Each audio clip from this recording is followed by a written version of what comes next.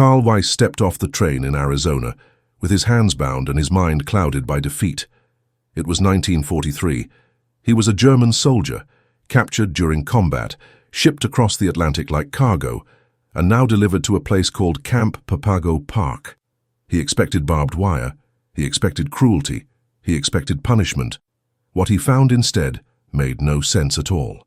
The gates opened to reveal something impossible: abundance, real food, fresh bread, meat served daily, vegetables that didn't come from a can. Carl had spent months surviving on rations, fighting in a war where hunger was as constant as gunfire. Yet here, as a prisoner, he ate better than he had as a free soldier. But it wasn't just the food. There were recreation areas, sports fields, a small library, musical instruments. The American guards didn't scream. They didn't strike. They supervised with an almost disturbing indifference, as if the prisoners were guests rather than enemies of the state. Carl looked around, trying to understand. Other German prisoners shared his confusion. They whispered among themselves, searching for explanations that made sense within the reality they had known. "This can't be real," one officer muttered during dinner, staring at his plate as if it might vanish. "This is too much, too clean, too easy." Carl nodded slowly. He had been trained to recognize deception, every soldier had, and all of this, felt like the most elaborate deception he had ever encountered. The logic seemed clear. If America wanted to break German morale, what better way than to create an illusion of prosperity? Show the prisoners a false paradise, make them doubt their own cause, make them question whether the war they fought was even necessary. "They're trying to trick us," another prisoner said, his voice low and certain. "All of this is propaganda. It has to be." Carl wanted to believe otherwise. Part of him wanted to accept that perhaps, just perhaps, this treatment was genuine. But doubt is a powerful weapon, and it had already been planted deep in his mind. He thought about the stories he'd been told back home. America was struggling. America was weak. America was on the verge of collapse. Just like Britain, just like France. The Reich would prevail because the enemy had nothing left to give. Yet here he was, in an enemy prison camp, eating food that German civilians could only dream of. The contradiction was unbearable. Days turned into weeks. The routine remained the same. Good food, reasonable treatment, activities to pass the time. Carl participated in everything, but always with suspicion, always watching for the moment when the mask would slip and reveal the truth beneath. Officers began spreading theories. Secret meetings took place after lights out. Whispers circulated through the barracks like smoke. "They're hiding something. This is all staged. Once we're useful to them, this will end." Carl listened to it all. He absorbed every word. And slowly, almost imperceptibly, his reality began to shift. He no longer saw a prison camp. He saw a stage, a carefully constructed set designed to break him without ever laying a hand on him. The real war, he realized, wasn't over. It had simply changed form. The Americans weren't just holding him captive. They were waging a psychological battle, and Carl Weiss refused to surrender. If all of this was a lie, then what else were they hiding? The whispers started in the barracks after midnight, when the American guards had finished their rounds, and darkness offered a thin veil of privacy. Carl lay on his bunk, listening to voices that spoke with the authority of men who had once commanded battalions. "They want us docile," said Hauptmann Müller, a decorated officer who had fought in North Africa. "This food, this comfort, it's designed to make us forget who we are." Carl turned slightly, catching glimpses of faces illuminated by smuggled cigarette embers. These were men who had studied tactics, who understood warfare beyond bullets and trenches. If they said this was manipulation, then it must be manipulation. "Look at the portions," another officer continued. "No nation at war feeds its prisoners like this. It's impossible. They're trying to convince us that Germany is losing, that America has resources we could never match." The logic was seductive. Carl had seen the rationing back home. He remembered his mother's thin face, the way she would smile and insist she wasn't hungry, pushing her meager portion toward him and his siblings. He remembered neighbors fighting over scraps. He remembered children with hollow eyes. And now, here in captivity, He ate 3 full meals a day. The contradiction gnawed at him like a persistent wound. Each bite of food became suspect. Each moment of relative comfort felt like a trap closing slowly around his mind. During the day, Carl began to observe everything with new eyes. The guards, who seemed almost bored with their duties, were they actors playing a role? The library, stocked with books and newspapers, were they filled with propaganda disguised as information? The sports equipment, the musical instruments, the allowance for cultural activities, were they all props in an elaborate theater? He watched American soldiers come and go, noting their uniforms, their equipment, their casual attitudes. They didn't look like men fighting a desperate war. They looked comfortable, fed, unburdened by the weight of scarcity. "It's all a facade," Miller told him one afternoon, his voice heavy with certainty. "Behind these walls, America is collapsing. They're showing us this illusion because they have nothing else. They need us to believe in their strength." Carl wanted evidence. He wanted proof. But evidence was exactly what the Americans wouldn't provide, or so the theory went. The newspapers delivered to the camp were dismissed as fabrications. The guards' casual attitudes were interpreted as scripted performances. Even the genuine smiles from some American personnel were reframed as psychological warfare. Paranoia spread through the camp like an invisible disease. Prisoners began refusing to engage with their captors beyond what was absolutely necessary. Conversations stopped. Trust evaporated. The camp transformed into a silent battlefield where every gesture carried hidden meaning. Carl found himself unable to sleep properly. At night, he would replay conversations, searching for clues. He would remember meals, wondering if the next day would finally reveal the truth, if the food would suddenly disappear, if the comfortable conditions would vanish, proving that it had all been an illusion designed to break their spirits. The enemy wasn't the guard standing at the gate anymore. The enemy was reality itself. The enemy was the possibility that everything Carl had believed about the war, about Germany's strength, about American weakness, might be wrong. And that possibility terrified him more than any physical threat ever could. If this abundance was real, what did that say about everything he had fought for? Winter arrived in Arizona with a deceptive gentleness.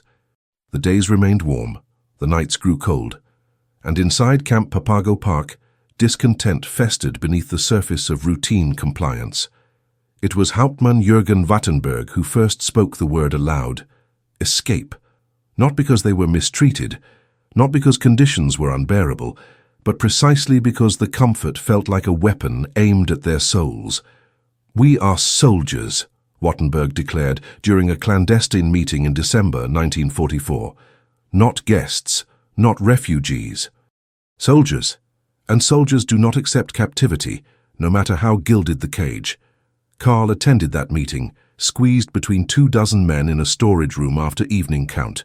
The air was thick with tension and unspoken desperation. Wattenberg outlined his vision with the precision of a military operation. They would dig a tunnel, start from beneath one of the barracks, tunnel beyond the fence line, emerge in the desert darkness, and make their way south to Mexico. From there, they could potentially return to Germany and continue the fight. But there was another reason, one that Wattenberg didn't need to state explicitly. Everyone in that room understood. The escape wasn't just about freedom, it was about proof. If they could cross the desert and reach Mexico, it would demonstrate that American power was exaggerated, that the guards were incompetent, that the entire show of abundance and control was nothing more than theater. The escape would be their answer to the psychological warfare being waged against them. "They want us to believe they're invincible," Wattenberg said, his voice low and intense. "We will prove them wrong." Carl volunteered immediately. So did 24 others. They organized themselves with German efficiency, creating shifts for digging, methods for disposing of dirt, signals for when guards approached. The tunnel would be their rebellion against a reality they refused to accept. The work began in secret. Each night, men took turns crawling into the narrow passage, clawing at desert soil with improvised tools. They reinforced the walls with scavenged wood.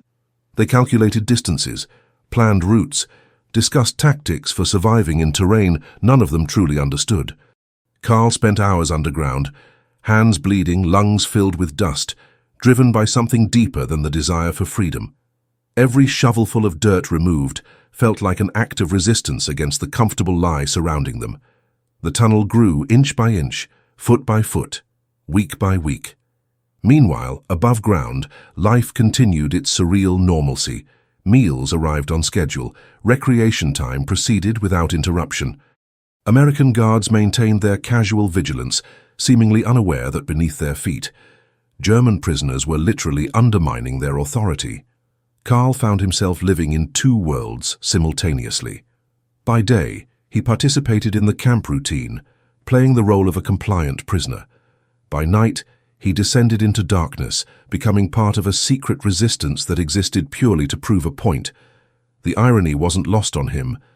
They were planning an escape not from brutality, but from kindness, not from starvation, but from abundance, not from torture, but from the unbearable possibility that everything they believed might be wrong. By mid-December, the tunnel stretched beyond the fence line. Freedom was literally within reach. For Karl Weiss, escaping wasn't just about getting out. It was about proving that all of this, the food, the comfort, the American strength, was nothing but an elaborate lie, and he was willing to risk his life to expose it. December 23rd, 1944. The night arrived cold and moonless, perfect for what they had planned for months. 25 men gathered in the barracks after final count, their faces tense with anticipation. Karl felt his heart hammering against his ribs as Wattenberg gave the final instructions. They would exit through the tunnel in groups, reassemble beyond the fence, and head south toward Mexico under cover of darkness. "Remember," Wattenberg whispered, "we are proving that German soldiers cannot be broken, not by comfort, not by propaganda, not by American illusions." Karl nodded, gripping the small bundle of supplies he had assembled. A canteen of water, some bread smuggled from meals, a compass one of the officers had somehow acquired. It seemed adequate for what he imagined would be a 3-day journey through desert terrain. He had never been more wrong about anything in his life. The tunnel exit opened into darkness beyond the fence line. One by one, the men emerged like ghosts from the earth, breathing free air for the first time in months. For a brief moment, Karl felt triumphant. They had done it. They had beaten the Americans at their own game. Then the Arizona desert introduced itself. The first night, the temperature dropped viciously. Karl had no proper coat, none of them did. They had planned their escape based on daytime temperatures, not understanding that desert nights could drain the warmth from a man's body like water through a sieve. They walked south, or what they believed was south. The compass helped, but navigation in absolute darkness across unfamiliar terrain proved far more difficult than anyone had anticipated. By dawn, Karl's lips were already cracked. His water supply, which he thought would last days, suddenly seemed desperately inadequate. The landscape revealed itself in the pale light, endless emptiness, hostile and indifferent. "How far to Mexico?" someone asked. No one had a precise answer. 50 miles, 100, 200. They had studied maps. Yes, but studying a map in a comfortable barracks and actually crossing the terrain were entirely different experiences. The sun rose higher. The cold of night transformed into a heat that seemed to radiate from the earth itself. Men who had survived Russian winters and African campaigns found themselves defeated by simple geography. By the second day, the group began to fracture. Some men collapsed from dehydration. Others, more pragmatic, simply stopped walking and waited to be found. The desert wasn't an enemy that could be fought with courage or ideology. It was simply a fact, vast and merciless. Karl kept walking, but doubt crept into his mind, like the heat through his skin. This wasn't supposed to happen. They were trained soldiers. They had planned meticulously. Yet here they were, defeated not by American guards or weapons, but by sand and sun and distance. On the third day, a patrol vehicle appeared on the horizon. Karl watched it approach with a mixture of relief and shame. He didn't run. He didn't resist. He simply stood there as American soldiers stepped out, offering water before handcuffs. "You boys gave it a good try," one guard said, almost sympathetically. Karl said nothing. He drank the water they offered and allowed himself to be loaded into the vehicle. Around him, other recaptured prisoners wore the same expression of defeat. The escape hadn't failed because the Americans were vigilant. It had failed because reality, the simple, undeniable reality of geography and resources, had proven impossible to overcome. The truck carrying Carl and the other recaptured prisoners rolled through the camp gates on December 24th, Christmas Eve. He expected punishment, solitary confinement, reduced rations, some form of retribution for the audacity of their escape. Instead, the guards processed them with bureaucratic efficiency and returned them to their barracks. "Dinner's in an hour," one guard mentioned casually, as if they had simply been late returning from a recreational activity. Carl sat on his bunk, staring at his blistered hands, his sunburned face reflected dimly in a small mirror. 3 days in the desert had reduced him to a state he hadn't experienced, even during the worst moments of combat. His body ached, his throat felt like sandpaper despite the water he'd consumed. His mind struggled to process what had just happened. They had failed completely. Absolutely. But worse than the failure was the reason for it. They hadn't been stopped by superior American tactics. They hadn't been outsmarted or outmaneuvered.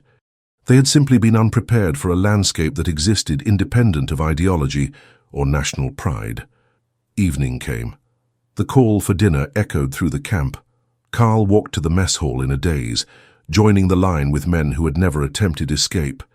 Men who had quietly accepted their captivity and its strange comforts. The room smelled of roasting meat and baked goods, scents that seemed obscene after days of desperate thirst and hunger. He received his tray and stared at its contents. Turkey, seasoned and perfectly cooked, mashed potatoes with gravy, green beans, fresh bread with butter, and on a separate plate, a slice of pumpkin pie. It was Christmas dinner, real, abundant, impossibly generous. Carl sat down slowly. Around him, other prisoners ate and conversed in low voices. Some decorated the mess hall with paper ornaments. In the corner, someone had organized a small choir singing German Christmas carols. The guards stood at their posts, watchful but not oppressive, allowing the moment its dignity. For the first time since his capture, Carl allowed himself to truly see what was in front of him. This wasn't propaganda. Propaganda required an audience beyond the prisoners themselves. Propaganda needed witnesses, cameras, journalists. But this was just dinner, on Christmas Eve. In a prisoner of war camp in the middle of Arizona, he took a bite of turkey. It was real, the flavor, the texture, the warmth, all real. He thought about the tunnel, the planning, the conviction that had driven 25 men to risk their lives in the desert. All of it based on the assumption that this abundance was impossible, that it must be fabrication, that America couldn't possibly have this much while fighting a global war. But what if it wasn't impossible? What if this was simply normal? The thought struck him with the force of a physical blow. What if Germany had been wrong, not just about military strategy or tactical decisions, but about the fundamental nature of the enemy they were fighting? Carl looked around the mess hall with new eyes. The food wasn't a trick. The treatment wasn't psychological warfare. The comfortable conditions weren't designed to break German morale. They were simply a reflection of capacity, of resources, of a nation so vast and productive that even its prisoners ate better than German soldiers in the field. The truth settled over him like winter cold. Maybe, just maybe, everything he had believed about this war was based on a lie he had told himself. Spring 1945 arrived with news filtering through the camp in whispers and official announcements. The war in Europe was collapsing. Berlin was surrounded. Germany was losing, not slowly, but catastrophically. Carl absorbed these reports with a numbness that surprised him. Months earlier, he would have dismissed them as propaganda. Now, after the desert, after Christmas dinner, after the slow erosion of certainty, he simply listened. In May, something unexpected happened. The camp administration announced a supervised excursion. Prisoners with good conduct records would be taken to see the Grand Canyon. Carl qualified. His attempted escape, paradoxically, hadn't disqualified him. The Americans seemed to view it almost as the expected military action, something to be noted, but not severely punished. The bus journey took several hours. Carl sat by the window, watching Arizona pass by. Towns, farms, infrastructure, roads that stretched endlessly. Everything appeared functional, maintained, abundant. Nothing suggested a nation struggling under the weight of war. They arrived at the Grand Canyon in the afternoon. The guards led them to an overlook and then, surprisingly, stepped back. No weapons drawn, no close supervision. Just men being allowed to witness something extraordinary. Carl approached the edge and stopped breathing. Nothing in his life had prepared him for this. Not the Alps, not the forests of Germany, not the battlefields of Europe. Before him stretched a chasm so vast, so impossibly deep and wide, that his mind struggled to accept what his eyes reported. Layers of red and orange rock descended into shadows that seemed to have no bottom. The Colorado River, visible as a thin ribbon far below, had carved this monument over millions of years. The scale defied human comprehension. Other prisoners stood in similar silence. Even Wattenberg, who had led the tunnel escape, said nothing. What words could possibly match this? Carl stood there for perhaps 20 minutes, maybe longer. Time felt suspended, and in that suspension, something inside him broke, not violently but quietly, like ice melting after a long winter. This wasn't propaganda. You couldn't fake the Grand Canyon, you couldn't construct it as a stage prop. You couldn't create this kind of geological majesty to impress prisoners of war. It simply existed, massive, ancient, real. And if this was real, then what else was real? The food, the resources, the industrial capacity, the casual confidence of American guards who didn't need to prove their strength because it was self-evident. Carl thought about the tunnel, about 25 men digging through dirt, convinced they were exposing a lie, about 3 days in the desert, learning that belief doesn't override geography. About Christmas dinner and the cognitive dissonance of eating turkey while clinging to conspiracy. He thought about Germany, about the propaganda he had absorbed since childhood, about being told that Germans were superior, that their enemies were weak, that victory was inevitable because it had to be. Standing at the edge of the Grand Canyon, Carl Weiss understood something profound and terrible. Germany hadn't just lost battles. Germany had misunderstood reality itself. The Americans didn't need to lie about their strength. They didn't need elaborate propaganda. They simply existed in a different category of capability, one that Germany had never properly recognized. A guard approached, indicating it was time to return to the buses. Carl took one last look at the canyon, committing it to memory. He had crossed an ocean and survived combat. He had been captured and imprisoned. He had attempted escape and failed. But it was here, standing before an ancient geological formation, that Carl Weiss finally surrendered. Not to American guards, but to truth. May 8, 1945. Germany surrendered unconditionally. The news reached Camp Papago Park through official channels, and the barracks fell into a silence heavier than any Carl had experienced. The war was over. They had lost completely. For months afterward, Carl remained in the camp while bureaucracies processed paperwork and arranged repatriation. During this time, letters began arriving from Europe. His family had survived, barely. His hometown was rubble. Food was scarce. The infrastructure had collapsed. Everything he had once known existed now only as memory and ruins. In late 1946, Carl boarded a ship back to Germany. The journey reversed his arrival, across the Atlantic, back to a continent he barely recognized. He disembarked in a country that no longer existed in the form he had left it. The Third Reich was gone. Germany was divided, occupied, devastated. He found his family in a displaced persons camp. His mother had aged a decade in the years he'd been gone. His younger brother had died in the final weeks of fighting. His sister survived by bartering whatever she could find. They embraced him, grateful he was alive. But the reunion felt hollow. Carl had returned, but to what? There was no home, no future, just survival measured in days and rations that made Camp Papago Park seem like a paradise by comparison. For 3 years, Carl lived in the ruins. He worked reconstruction jobs. He stood in food lines. He watched his country struggle under the weight of its own destruction and the realization of what it had done. And slowly, a decision formed in his mind. In 1949, Carl applied for immigration to the United States. The process took 2 years, But in 1951, at age 32, he stepped off a ship in New York Harbor with a single suitcase and enough English to ask for directions. He found work in construction, then in a factory. He saved money. He learned the language properly.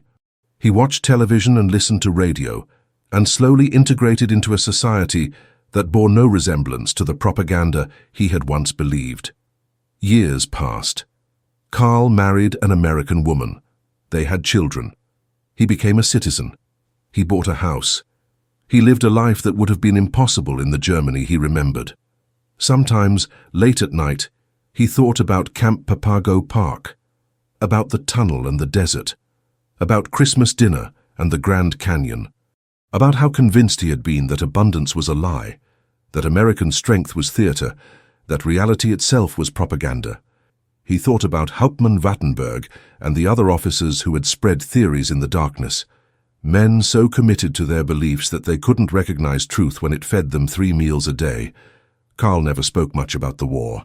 His children knew he had been a soldier, a prisoner, an immigrant, but they didn't know about the tunnel. They didn't know about the conspiracy theories or the desperate need to believe that comfort was deception. He died in 1987, an American citizen who had lived more years in his adopted country than in the one where he was born. At his funeral, his daughter found a photograph among his belongings, the Grand Canyon, taken during that spring day in 1945. On the back, in faded pencil, Carl had written a single sentence in German, "Here is where I finally understood." Carl Weiss had lost the war, but it was as a prisoner that he finally learned to see the world as it actually was.